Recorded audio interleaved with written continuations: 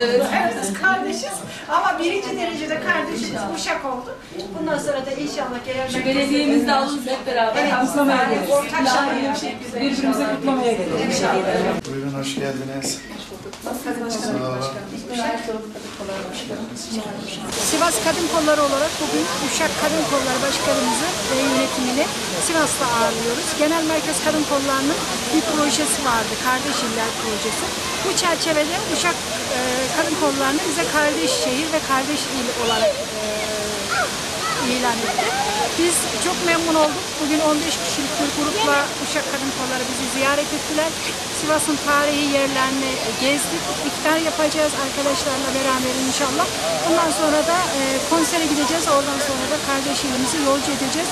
Gerçekten Uşak'la çok ortak noktalarımız var. Bu ortak noktalarımızı konuştuk ve paylaştık. Ben kendisine ve yönetimine herkesin huzurunda teşekkür ediyorum. Başkanım her zaman bekleriz sizleri Sivas'a. Bütün yönetimimizle beraber. Teşekkür ediyorum. Ben de başkanımızın söylediği gibi genel merkezimizin düzenlemiş olduğu Kardeş İl projesiyle beraber Sivas bizim kardeş ilimiz belirlendi.